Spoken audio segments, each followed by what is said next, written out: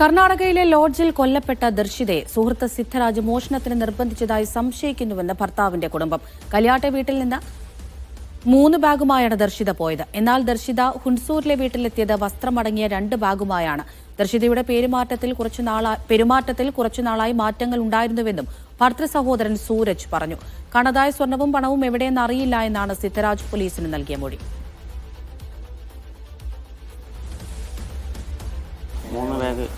3 ബാഗാണ് കൊണ്ടുപോയി.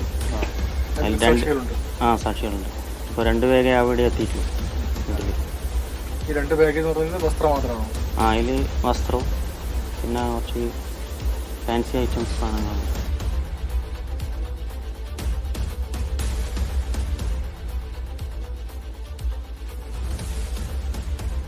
നിന്ന് വിവരങ്ങൾ നൽകാനായി ചേരുന്നുണ്ട് സുനിൽ. ഇപ്പോൾ ഈ ദർശിതയുടെ ഭർത്തൃ സഹോദരന്റെ പ്രതികരണമാണ് നമ്മൾ കേട്ടത്.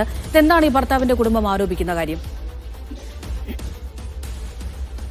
ദർശിതയുമായി ബന്ധപ്പെട്ടുകൊണ്ട് വലിയ ദുരൂഹതകളാണ് ഇപ്പോൾ പുറത്തേക്ക് വരുന്നത്. കാരണം 3.5 വർഷം മുമ്പാണ് ഹുൻസൂർ സ്വദേശിനിയായ ദർശിതയെ ബ്രോക്കർ മുഖാന്തരം ഇവിടേക്ക് വിവാഹം ചെയ്ത് കൊണ്ടുവരുന്നത്. അതിനുശേഷം ഇവർക്ക് 8 മാസം പ്രായമുള്ളൊരു കുഞ്ഞുണ്ട്. കഴിഞ്ഞ കുറച്ച് നാളുകളായി ഈ ദർശിതയുടെ സ്വഭാവത്തിൽ വലിയ മാറ്റം ഉണ്ടായിരുന്നു എന്നാണ് കുടുംബം പറയുന്നത്. ഇടയ്ക്ക് വീട്ടിലേക്കെന്ന് പറഞ്ഞു പോകുന്നു, പക്ഷെ അത് വീട്ടിലേക്ക് തന്നെ ആയിരുന്നു എന്ന് ചില സംശയങ്ങൾ ഉണ്ടാവുന്നു. മാത്രമല്ല ഇയാളുടെ ഈ കൂടെ ഉണ്ടായിരുന്ന സിദ്ധരാജു എന്ന് പറയുന്ന ആളുമായി ദർശിതയ്ക്ക് വളരെ ചെറുപ്പം മുതൽ തന്നെ ബന്ധമുണ്ടായിരുന്നു. ഇവർ അയൽവാസികളായിരുന്നു, സഹപാഠികളായിരുന്നു. അതുകൊണ്ട് ഈ വിവാഹത്തിന് ശേഷവും ഈ ബന്ധം ദർശിത തുടർന്നിരുന്നു എന്ന് വേണം കരുതാൻ. മാത്രമല്ല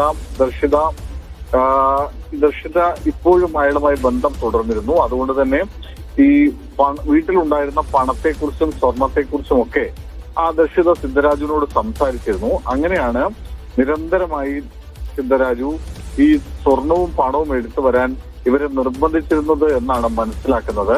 അതിനുശേഷം ഈ പണവും സ്വർണവുമായി പോയി മറ്റെവിടെയെങ്കിലും പോയി ജീവിക്കാം എന്നായിരുന്നു ഇയാൾ നൽകിയിരുന്ന വാഗ്ദാനം എന്നാണ് നമ്മൾ പോലീസിൽ നിന്ന് മനസ്സിലാക്കുന്നത്. എന്തായാലും അതിനുശേഷമാണ് സ്വർണവും പണവും എടുത്ത് ഈ കുഞ്ഞിനെയുമായി ഇവൾ ഹുൻസൂറിലെ വീട്ടിലേക്ക് പോകുന്നത്. അവിടെ വീട്ടിൽ കുഞ്ഞിനെ വീട്ടിൽ നിർത്തിയ ശേഷം പിറ്റേ ദിവസം രാവിലെ ഇവര് വീട്ടിലേക്കെന്ന് പറഞ്ഞ്, അതായത് ഇവിടെ കണ്ണൂരിലേക്കെന്ന് പറഞ്ഞാണ് വീട്ടിൽ നിന്ന് ഇറങ്ങുന്നത്. ആ സമയത്ത് പോലീസ് ഇവരെ ബന്ധപ്പെട്ടിരുന്നു ദർശിതയെ. അതായത് ദർശിതയാണ് ഈ സ്വർണവും പണവും എടുത്തതെന്ന് അപ്പോഴേക്കും പോലീസിന് സംശയം ഉണ്ടായിരുന്നു. തുടർന്ന് ദർശിതയെ ഫോണിൽ വിളിച്ചു. ഇങ്ങനൊരു മോഷണം നടന്നിട്ടുണ്ട്, ഇതിന്റെ വിശദാംശങ്ങൾ എടുക്കാനാണ് എന്ന് പറഞ്ഞ്.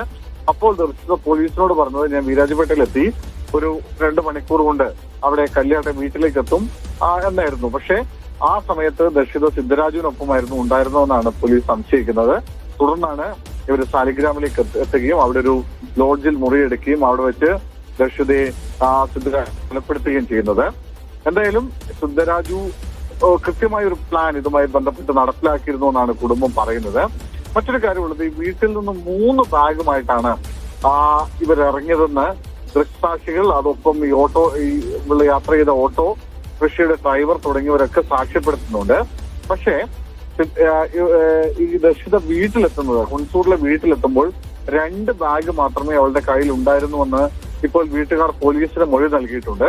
അതായത് ഈ സ്വർണവും പണവും അടങ്ങിയ ബാഗ് ഇവിടെ നിന്ന് പോകുന്ന വഴി തന്നെ ദർശിത മറ്റാർക്കോ കൈമാറിയിട്ടുണ്ട്. അത് സിദ്ധരാജുവിനാണോ അല്ലെങ്കിൽ അയാളുമായി ബന്ധപ്പെട്ട ആർക്കെങ്കിലുമാണോ എന്ന് കൃത്യമായിട്ട് അറിയില്ല. മാത്രമല്ല കഴിഞ്ഞ കുറച്ചു കാലമായി ദർശിതയുടെ പെരുമാറ്റത്തിൽ വലിയ മാറ്റമുണ്ടായിരുന്നുവെന്നും ദർശിതയുടെ ഭർത്താവിന്റെ അനിയൻ അല്പസമയം മുമ്പ് സംസാരിക്കുമ്പോൾ പറഞ്ഞു. ശരി സുനിൽ ഐസക്കാണ് കണ്ണൂരിൽ നിന്ന് വിശദമായ വിവരം.